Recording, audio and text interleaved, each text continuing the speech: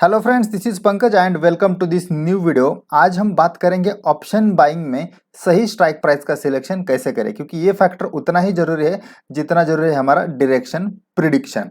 But ये जो strike selection है वो सभी सिनारियोज में सेम नहीं रहता, अलग अलग सिनारियोज के साथ स्ट्राइक प्राइस सिलेक्शन भी चेंज हो जाता है। फिर हमें कौन से सिनारियोज कंसिडर करने पड़ेंगे वो सबसे पहले हम जानते हैं। सबसे पहला सिनारियो ये है कि हम कौन सी स्क्रिप्ट में ट्रेड करना चाहते हैं, क्या वो इंडेक्स है या स्टॉक है। ये इसलिए जरूरी है कि लिक्विडिटी ऑप्शन ट्रेडिंग में बहुत मैटर करती है। इंडेक्स में तो लिक्विडिटी का प्रॉब्लम नहीं आता, मतलब निफ्टी बैंक निफ्टी में अच्छी लिक्विडिटी रहती है। बट स्टॉक्स में अगर देखा जाए तो हार्डली 20 या 25 ही स्टॉक ऐसे मिलेंगे जिसमें अच्छी लिक्विडिटी ऑप्शंस में रहती है। अदरवाइज बाकी स्टॉक्स में ऑप्शन की लिक्विडिटी नहीं रहती। तो मेरा सजेशन ये है कि उस टाइप्स के स्टॉक को हमें अवॉइड करना चाहिए जिसमें स्प्रेड बहुत बड़ा होता है। मतलब ऑप्शन बायर खड़ा है 3 रुपए पे और ऑप्शन सेलर खड़ा है 5 रुपए पे, तो ऐसे स्टॉक्स ट्रेड करने में कोई मजा नहीं। ऐसे स्टॉक्स हमें अवॉइड ही करने हैं। जो लिक्विड स्टॉक्स है एंड इंडेक्स है उसमें ही हमें ऑप्शन ट्रेडिंग करना चाहिए। दूसरा सिनारियो यह है कि हम क्या पोजिशनल ट्रेडिंग करना चाहते हैं या इंट्राडे ट्रेडिंग करना चाहते हैं, उसके हिसाब से भी ऑप्शन स्ट्राइक प्राइस का सिलेक्शन चेंज होता है। एंड तीसरा सिनारियो है कि क्या हम एक्सपायरी डे पे ट्रेड करना चाहते हैं या नॉन एक्सपायरी डे पे, क्योंकि प्रीमियम की वैल्यू में फर्क पड़ता है, इसलिए ये भी कंसिडर हमें करना चाहिए। सबसे पहले जानते हैं कि अगर इंट्राडे के लिए हमें ऑप्शन बाइंग करना है तो स्ट्राइक प्राइस का सिलेक्शन कैसे करें। इसमें 3 फैक्टर्स हमें कंसिडर करना जरूरी है: risk, reward and winning probability.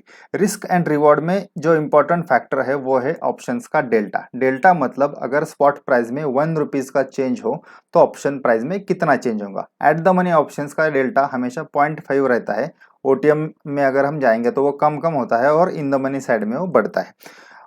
मान लो कि निफ्टी का एवरेज मूविंग रेंज है 100 टू 150 पॉइंट, कभी कभी 200 250 पॉइंट भी निफ्टी मूव हो जाता है, बट एक एवरेज रेंज हम देखेंगे तो 100 टू 150 पॉइंट का हम कंसिडर करेंगे। तो मतलब अगर निफ्टी में 100 पॉइंट का मूवमेंट हुआ तो अलग अलग ऑप्शंस में अलग अलग मूवमेंट होगा, तो उस हिसाब से हमारा रिवॉर्ड डिसाइड होगा। और अगर सेम मूवमेंट अगेंस्ट हुआ तो उस हिसाब से हमारा रिस्क भी डिफाइन होगा। तो ये रिस्क एंड रिवॉर्ड दोनों को कंसिडर करके हमें ऑप्शन का स्ट्राइक प्राइस सिलेक्ट करना है। तीसरी बात है विनिंग प्रोबेबिलिटी। विनिंग प्रोबेबिलिटी मतलब ऐसा नहीं कि हमने एग्जैक्टली बॉटम पे बाय किया एंड टॉप पे सेल किया। एक एवरेज 40-50 पॉइंट का मूवमेंट हम कैच अगर करते हैं तो उस टाइम पे हमें कितना प्रॉफिट होता है या कुछ प्रॉफिट होता है या नहीं होता, वो कंसिडर करना चाहिए। तो विनिंग प्रोबेबिलिटी भी कंसिडर करना जरूरी है, क्योंकि हमेशा हम exact bottom and exact top नहीं कैच कर पाएंगे। तो ये तीनों को मिला के अगर हम ऑप्शन स्ट्राइक का सिलेक्शन देखें तो मेरे हिसाब से 50 to 150 points in the money strike price अगर हम ट्रेड करते हैं इंट्राडे के लिए तो वो risk reward and winning probability तीनों के लिए बेस्ट हो जाएगा। मतलब इस पहले एग्जांपल में अगर हम देखेंगे जिसमें निफ्टी का जो करंट स्पॉट प्राइस है वो है 11,225, तो 50 to 150 point in the money, मतलब उसमें जो स्ट्राइक आता है वो आता है 11,100 का। तो ये स्ट्राइक प्राइस अगर हम ऑप्शन बाइंग के लिए चूज करेंगे तो हमें risk reward and winning probability तीनों के लिए बेस्ट हो जाएगा। अभी ये आइडियल कैसे है, बट ऐसा नहीं कि हमेशा यही स्ट्राइक प्राइस चूज करना चाहिए। एज अ एक्सेप्शन अगर इसका जो, क्योंकि इसका इन्वेस्टमेंट अमाउंट भी थोड़ा सा ज़्यादा आएगा, क्योंकि हम almost 125 in the money strike price by कर रहे हैं। अगर आपके पास थोड़ा कैपिटल कम है तो थोड़ा सा आप एडजस्ट करके मे बी उधर एज एडजस्टिंग स्ट्राइक 11,200 का भी बाय कर सकते हैं, जिसमें आपका रिस्क एंड रिवॉर्ड दोनों थोड़ा कम होगा। बट इसके आगे अगर आप जाएंगे मतलब 11,300 तो ज़्यादा आउट ऑफ द मनी होगा। इसमें रिस्क तो कम होगा बट रिवॉर्ड अमाउंट बहुत कम होगा और एंड विनिंग प्रोबेबिलिटी बहुत कम हो जाएगी। अगर ज़्यादा मूवमेंट नहीं हुआ तो आपको प्रॉफिट नहीं होगा। और एट द सेम टाइम ज़्यादा इन द मनी में जाने की जरूरत नहीं, क्योंकि आप ज़्यादा इन द मनी साइड में जाएंगे रिवॉर्ड तो बढ़ेगा बट रिस्क अमाउंट भी ड्रास्टिकली बढ़ेगा। तो ज़्यादा deep in the money trade करने से अच्छा फिर फ्यूचर में ट्रेड करें, ऑप्शन में क्यों करना है। अगर ऑप्शन में ट्रेड करना है तो 50 टू 150 निफ्टी के लिए ये आइडियल कैसे। अभी हर एक स्क्रिप्ट के लिए ये रेंज अलग अलग होगा, बट इस हिसाब से आप डिसाइड कर सकते हैं। बैंक निफ्टी के लिए may be around 200 points in the money आपको सिलेक्ट करना चाहिए। बट अभी स्टॉक्स का तो हर एक स्टॉक का अलग अलग आएगा, तो थोड़ा सा आपको उसका डेली मूविंग रेंज कंसिडर करके डिसाइड करना पड़ेगा कि स्टॉक्स में कौन सी स्ट्राइक सिलेक्ट करनी चाहिए। अभी एक एग्जांपल देखते हैं जिसमें निफ्टी का स्पॉट प्राइस है 11,265। तो इस केस में आप जो स्ट्राइक सिलेक्ट करेंगे वो आता है 11,200, मतलब लगभग 65 पॉइंट इन द मनी। अभी इसमें 11,100 का बाय करने की जरूरत नहीं, क्योंकि वो बहुत ज़्यादा डीप इन द मनी हो जाएगा, 165 point deep in the money हो जाएगा। तो ज़्यादा भी डीप नहीं जाना है और ज़्यादा भी out of the money side में नहीं जाना है। दोनों को बीच में करेंगे तो risk, reward and winning probability तीनों का एक बैलेंस हो जाएगा। तो इंट्राडे के लिए आप ये यूज कर सकते हैं। अभी ये जो ऑप्शन के प्राइजेस मैंने डाले हैं वो नॉन एक्सपायरी डे के हैं। एक्सपायरी डे में ये सभी ऑप्शंस के प्रीमियम जो आप दिख रहे हैं, मतलब ये कॉल ऑप्शन का मैंने एग्जांपल लिया है, तो एक्सपायरी डे में ये सभी प्रीमियम बहुत कम होंगे। तो एक्सपायरी डे में आप थोड़ा सा इन द मनी साइड में ज़्यादा जाएंगे तो आपको ज़्यादा से ज़्यादा मूवमेंट आप कैच कर पाएंगे। But out of the money side में तभी आपको बाय करना है जब आपको जैकपॉट खेलना है। जैकपॉट मतलब एक्सपायरी का दिन है और आपको अगर लगता है कि आज बहुत ड्रास्टिकली बड़ी मूवमेंट हो सकती है, तो उस समय आप थोड़ा सा एक strike out of the money के कॉल ऑप्शन या पुट ऑप्शन बाय कर सकते हैं और बड़े मूवमेंट के लिए वेट कर सकते हैं। मतलब हीरो या जीरो कॉल होगा, उसमें आपका स्टॉप लॉस नहीं रहेगा, बट एक बड़े मूवमेंट हो गए तो आपको एक अच्छा प्रॉफिट मिल जाएगा। जिधर आपको एश्योरेंस थोड़ा सा कम है या आपको अंदाजा नहीं है कि शायद कौन सी साइड में मूवमेंट आएगी, तो उस टाइम आप आउट ऑफ द मनी का यूज कर सकते हैं। बट जिधर आपका व्यू क्लियर है, डायरेक्शन का प्रिडिक्शन क्लियर है, तो उधर आपको एक स्ट्राइक इन द मनी अगर आप ट्रेड करेंगे तो आपको अच्छा प्रॉफिट मिलेगा। इसमें मैंने 50 के स्ट्राइक प्राइस निफ्टी के कंसिडर नहीं किए, क्योंकि जनरली मैं 100 के स्ट्राइक प्राइस में ही ट्रेड करना पसंद करता हूँ। अगर आप चाहो तो आप 50 के स्ट्राइक प्राइस में भी ट्रेड कर सकते हैं। अब जानते हैं कि पोजिशनल ट्रेडिंग में स्ट्राइक प्राइस का सिलेक्शन कैसे करेंगे। पोजिशनल में दो टाइप्स है basically, BTST and more than one day holding. BTST मतलब buy today and sell tomorrow, मतलब जस्ट एक दिन के लिए आपको ऑप्शन बाय का पोजीशन होल्ड करना है। तो उसके लिए भी स्ट्राइक प्राइस का सिलेक्शन इंट्राडे जैसा ही है, मतलब वन स्ट्राइक मतलब 50 to 150 points in the money का अगर आप स्ट्राइक सेलेक्ट करेंगे तो gap up gap down movement का आपको अच्छा रिवॉर्ड मिलेगा और एक डिसेंट रिस्क उसमें रहेगी। तो बीटीएसटी एंड इंट्राडे के लिए स्ट्राइक प्राइस सिलेक्शन सेम है।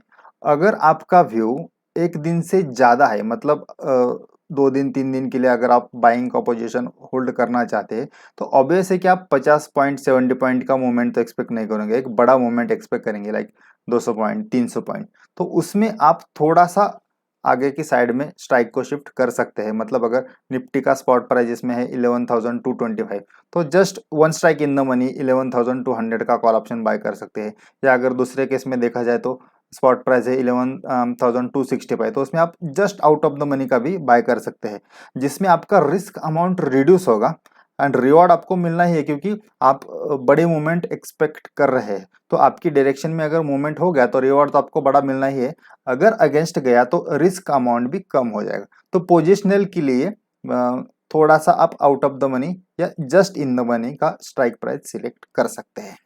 कुछ पॉइंट्स जो हमें हमेशा फॉलो करने चाहिए, उसमें सबसे पहला point, avoid buying for OTM options. ज़्यादा आउट ऑफ द मनी के ऑप्शंस बाय मत करिए, क्योंकि उसमें विनिंग प्रोबेबिलिटी बहुत कम हो जाती है। Out of the money options तभी बाय करने हमें जब हमें ड्रास्टिकली बड़ा मूव एक्सपेक्टेड है। जस्ट वो केस में ही हमें जस्ट एक जैकपॉट खेलने के लिए out of the money options को बाय करना है। रेगुलर केस में जिधर हमें डायरेक्शन क्लियर है, उसमें एक स्ट्राइक इन द मनी मतलब 50 टू 100 150 पॉइंट फॉर निफ्टी वही बेस्ट केस है। देन उसके बाद avoid buying deep in the money options. कुछ लोग 200-300 point deep in the money के ऑप्शंस निफ्टी में बाय करते हैं, जिसमें आपका रिवॉर्ड तो बढ़ता है but risk amount and investment amount दोनों बहुत बड़े हो जाते हैं। हमें ऑप्टिमम खेलना है, 50 to 150 point in the money for Nifty is the best case. अगर आपको पूरा मूवमेंट ही कैच करना है तो आप फ्यूचर में ट्रेड करें फिर। Then avoid less liquid stocks. ये बहुत जरूरी है दोस्तों, क्योंकि बहुत सारे लोग ऐसे ऑप्शन ट्रेड करते हैं जिसमें स्प्रेड अमाउंट बहुत बड़ा होता है एंड उस स्टॉक का मूवमेंट आपके प्रिडिक्शन के हिसाब से होने के बाद भी आपको वो पोजीशन लॉस में काटना पड़ता है, क्योंकि आपको बायर या सेलर ही नहीं मिलता और बहुत समय के लिए आपको वेट करना पड़ता है। तो इलिक्विड स्टॉक को बिल्कुल अवॉइड करें।